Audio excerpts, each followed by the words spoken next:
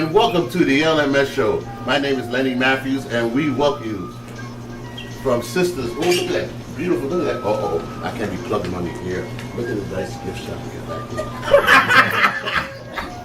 back here. And, you know, the public access channel. I'll be off the air for an hour. Okay, well, we have a very exciting guest today. Miss Shaw, how long you been doing what you've been doing? First of all, thank you so much for having me. Give the Junior Show a big hand, everybody.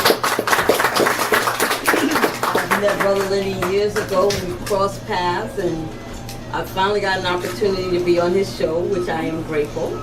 But I have been working in the publishing industry over 30 years. Give her a big hand. You know, that's a rough business. Rough business. And I've gone through different evolutions, different stages. I started out selling children's books to the New York City Board of Ed. Okay. And black children's books to the New York City Board of Ed. And from there, I started working with another black-owned book distributor, Lucino Books, for many years. And I've evolved from publicist for books and for various authors to a publisher and author of my own books. And my company that I'm a partner with, Tori Coleman Brown, is the Collaborative Experience. And our books are delayed but not denied. Book 1, Book 2, and Book 3. Okay. You know, I'll give her a big hand. Now, I may catch it, but I'm going to do it anyway. As the Honorable Elijah Muhammad would say, do for self, right? Yes. And empower others in the process. Because within these 3 books, we have 47 co-authors. So I've taken my years of experience working in the publishing industry. Tony has also worked in the publishing industry. And in doing so, we have helped authors, first-time authors become published. And so that's kind of what it's really all about. Like each one, teach one. You take your knowledge that you have to empower others and help them along and encourage them. You know, I'd like to ask you something. Well, people come up to the bookstore here. A good example is that, you know, I hate to say some of these people are unprepared. Because, you know, they say like for a book signing or something like that, they don't have it together. I mean, most important thing, you got to draw a crowd to get in, right? You know, you got to draw a crowd to get people to fill up the seats, right? Yes. And I sometimes, in some cases, I'm not ranking on anybody, but sometimes it's just 3 people. Sometimes it's me, Sister Jennifer, and Joan. I'm not trying to be funny, you know, like, but once you have, this is a business, right? Publishing, what, everybody? Business. It's a business. Publishing what, everybody? Business. Oh, okay. It's a business. Even show business. That's a business in itself, too. What they say again? Business. Business. And Okay. it's also about the economic empowerment of others, because we help our co-authors get their stories in the book. We help them market the book. We help them market themselves. That's important. We help them spread their message and share their message. So it's each one, teach one. And that's the foundation of the collaborative experience. And that's the foundation of the Delayed But Not Denied series. Because everybody get together, right? Everybody get together. It's not me one. This is all about me. No. It's the power of a group. It's the power of the collective that you have to bring together. And with the team of people working for one common goal, you get to that goal a lot quicker than one individual. Right, that's true. You know, as the late Napoleon Hill always said, a mastermind. Mastermind. That's what he always said that. He stressed that many times. Why our folks don't get that? You know, it's a lot cheaper for 16 people to work on one book than for one person to work on one book. Yeah. You spread the expenses, but you also spread the profit. Yes. And that's what we're about. Okay. You had one chapter in that delay too about your daughter. Yeah, in book 3. Well, my daughter has written. Well, in book No, I 1. mean, the one I read and I was intrigued by is about your daughter, you know, inviting her daddy to the baby shower. What was the reaction on that? Well, to give you a little background, my oldest daughter, I raised her as a single parent, and once she got grown, she developed her own relationship with her father. And she invited her father to come to her baby shower. She told me 2 months ahead of time because she knows she had to mentally prepare me for this experience. So by the time he got here, I would be acting right. And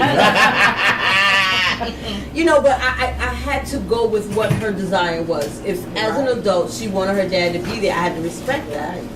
So he came, he shook hands, kissed babies, met all her friends and everything. And I was a little sour afterwards. And she said to me, "Mommy, why are you upset? There are people that just met that have been in my life since elementary school, since college, and that was the first time they met my dad. They've known you all my life." Right. So it helped me put things in perspective. And then it's important that single mothers release the anger that they have, against the situation. I don't even think it's so much against the father, but it's against the stress of the situation, the stress and the strain of the responsibility. And so you release that anger and then you move forward. Because the worst thing you can do in the world is place that anger on your children who didn't ask to be here. And the interesting thing is in book 3, this same daughter has written a story. My daughter Asia Williams. We're going to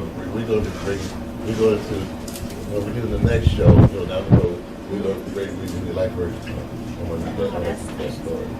And I just want to give you a little snippet of what her story is about. Yes. And that is a snippet. Her story is her emotion behind being a child of an incarcerated father, and the emotion and the impact that it had on her life and also her daughter's life. See, LMS, we thanks to sisters and everybody, we get the hot topics here. give us a thing on that. We being for real now. That's how we grow. That's how we grow. I would like to ask you about the young lady who you work with, Miss Coleman. Let's talk a little bit about Miss Coleman. Well, Miss Tori Coleman Brown and I have been friends for over 15 years. Wow.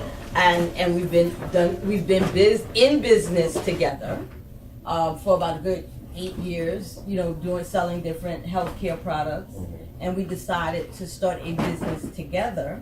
And the business together was publishing these book series, Delayed But Not Denied.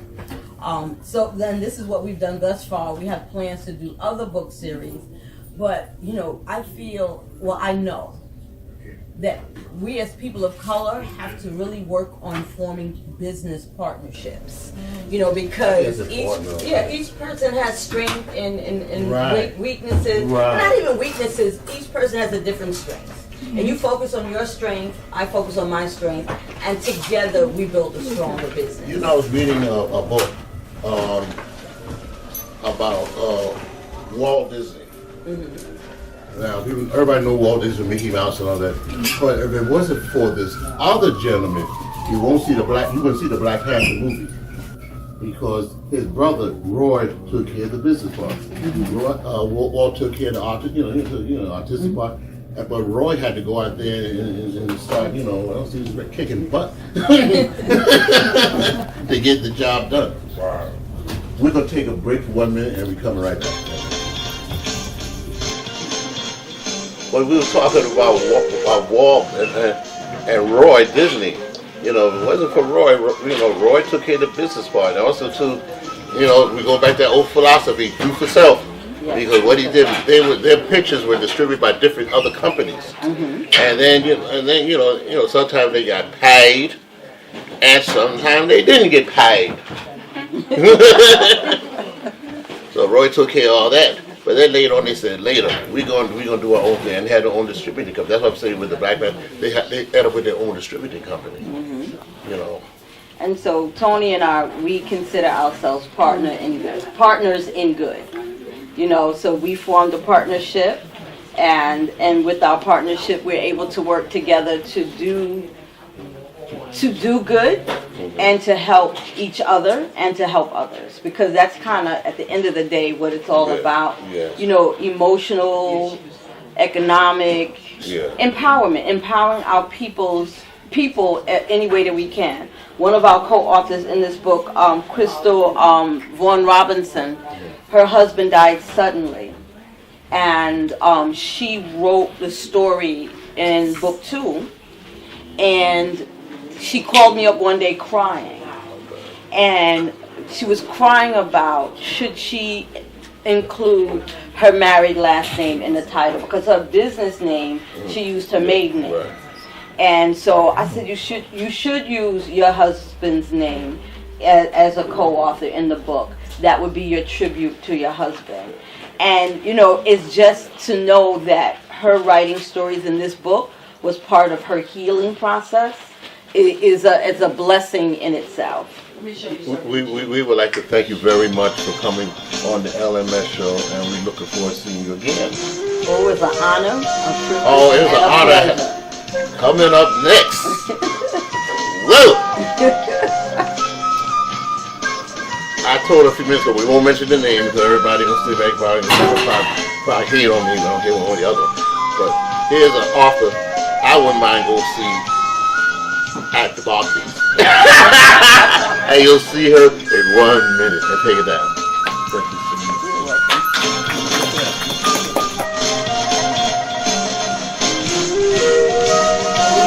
The LMS Show, give yourselves a big hand. Now you can clap now, and then we'll have to lower it down because we got a dynamic young lady up here, the partner of this organization. You got to look at the lady 1, the lady 2, the lady 3. Whoa! Yes. Woo! Oh my goodness! I love it. What is your name? Tori Coleman Brown. Say that again. Tori Coleman Brown. Say it to my executive producer. He always say it one more time. You don't mind? Tori Coleman Brown. Give it up for Tori Coleman Brown, everybody. Give it up. Give it up. Give it up. Up. Hallelujah to that. Amen. We didn't pass around no collection, but we should come up. We pass around a collection plate. Oh boy. I got favorite reverends. I'll tell you off the air. Some of them are the ones that we all know around here. They ain't on my list. But anyway, they're not in. They're not in the honor group. All right. You're the partner. How you doing with us?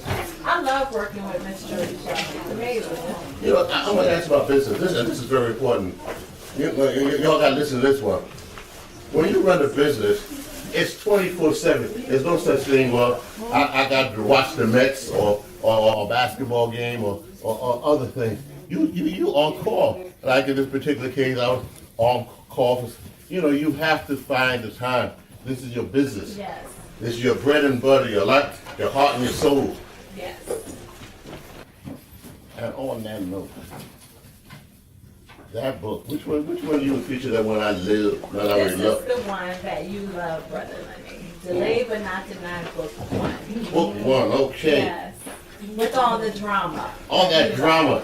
Tell us a bit about, you know, I read that book, I read it over and over again. What's that drama you were abused, right? Yes, I was. Abused in high school. And the story that I share in Delayed but Not Denied, book 1, is all about the guy I dated all through high school. I only had one boyfriend. And No, wait, that's the only one you I had? only had one boyfriend in high school. Only one? Which was good. Well, but we got a young lady up here had one boyfriend too. But this one guy, we started dating at the end of my freshman year, and the first couple of years were fine. But then once we got to year 3, he became very abusive. In what way? And he began to physically fight me. And then once I got closer to graduating from high school, it got worse. But I really only gave him 3 times to put his hands on me. Because you have to understand that, I was living in New Orleans. Oh, you live in New Orleans? The Crescent City? Yeah, Crescent City. Oh, my Bon goodness. Bon Roulette, let the good times roll. Yeah. Yeah, baby. That's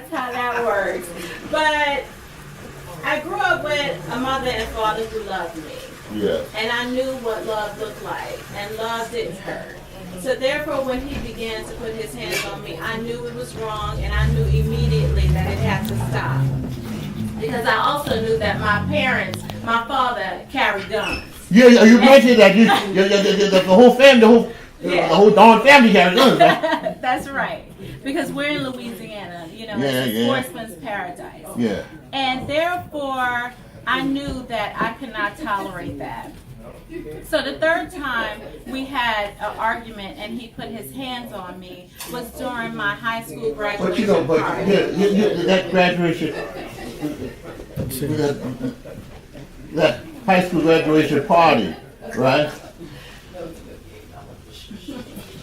And he was driving the car and he was beating you up, right? Yeah, we were fighting while he was driving me home because I told him we had to leave the establishment because I didn't want to fight in front of my friends.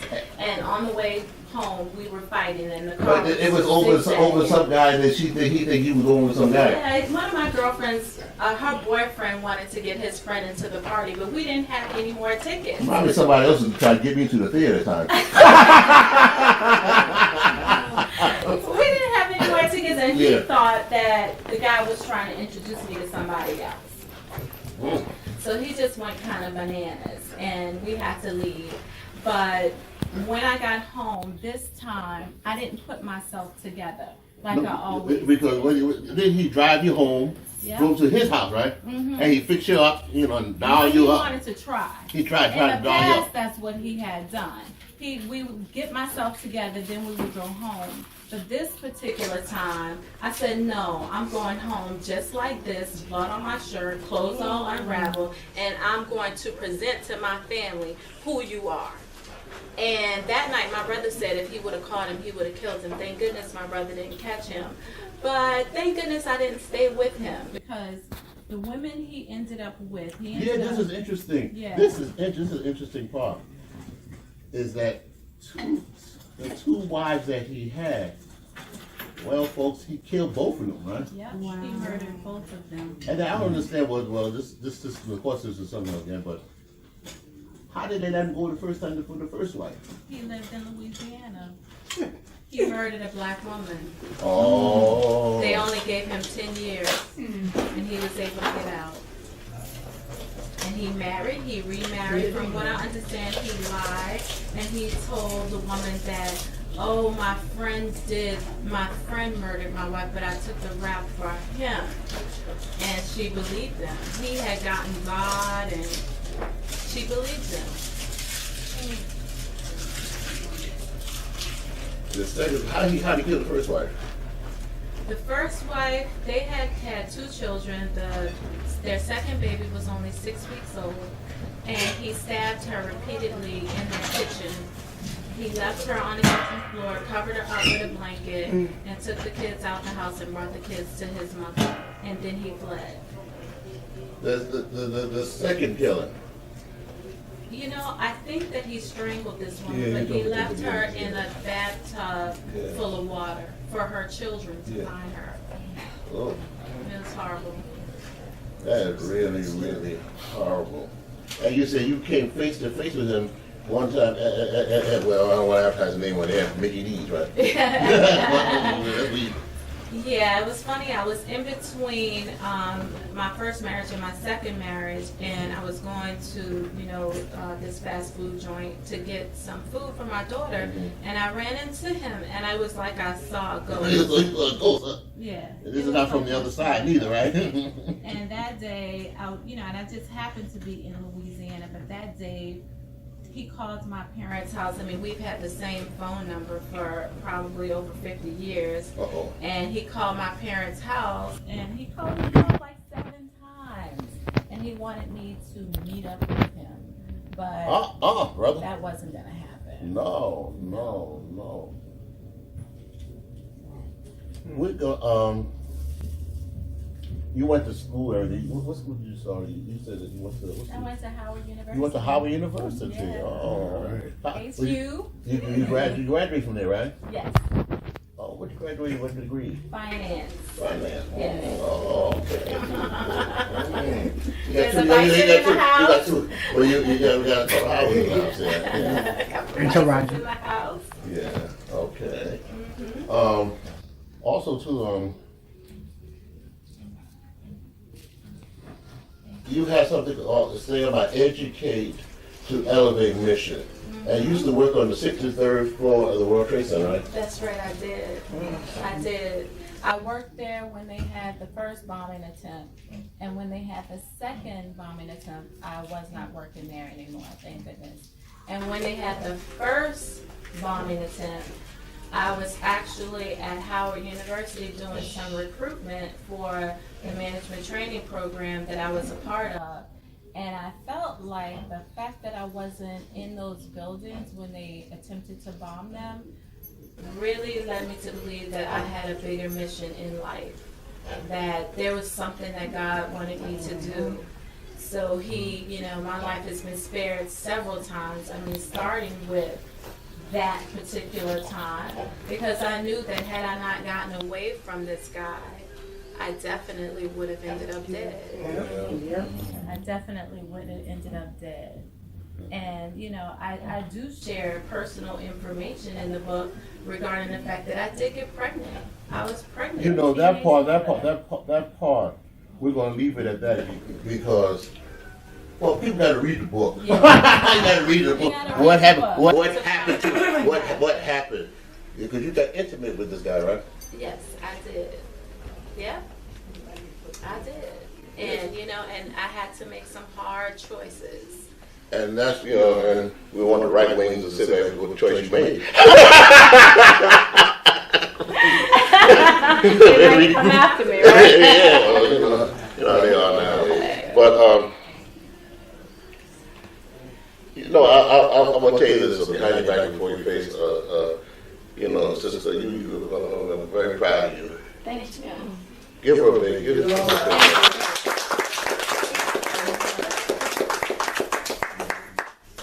Because you went through a whole lot, and also too, you teaching ladies, and gentlemen too, especially the ladies. When Michelle mentioned a few minutes ago, about empowering the ladies, and look, folks, I don't care what big company as a team in New York bringing in, you got to depend on yourself. Is that true? Absolutely. Absolutely. You have to do that. Mm-hmm. Your children, how old are your children? My daughters are 20 and 14 now. Wow. They grow up so fast, don't they? They do. They do. And I'm so proud of my 14-year-old. I'm proud of both of them. The 14-year-old actually got accepted into Fashion Industries High School, and she just designed a couple of T-shirts, and we're about to launch those T-shirts very soon. And I'm very excited about that. What I'm saying, I'm not slamming nobody. You got to teach them when they're young, because when you get older, well, you have your own ways. Sometimes maybe sometimes you may find them herbs and spices when you're 65 years old. But hey, teach them when they're young. Yeah. How about your 20-year-old? My 20-year-old is in college, and she's also working part-time for Chase Manhattan Bank. Oh, okay. We're going to advertise. Sorry about that. They've been good to me. Over there. Yeah, I'll tell you on stage. I'm so proud of you and what you're doing, and we welcome you. Come back anytime, okay? Thank you. I'm gonna read these books. You're gonna bring some other people up here too, right? Yes. You had a lady who's a minister who sit back and teach people about foreclosures, right? Absolutely. Oh, we gotta talk about that. That's a deep subject, because people getting houses foreclosed. People sit back and use their home equity loan to plan a wedding or buy a boat and all this kind of stuff, and then they fell for this gimmick back in 2008, and well, maybe they're out there in the street right now. You never know, but yeah, she definitely does help people to stay in their homes. We're proud of all 47 of our co-authors. But we're gonna come bring you back, and we want to know more about it. Yes, absolutely. On on that note, thank you so much. And what's that name again, everybody? What's that name? What's that name? Believe but not denied. Yes. And the name of this officer who's up here now. Tori Coleman Brown. Say it again, everybody. Tori Coleman Brown. Oh, that kind of weak. Say it again. One more time. Coleman Brown. Give it up for Tori Coleman Brown. And we'll see you on the LMS Show. Take it down.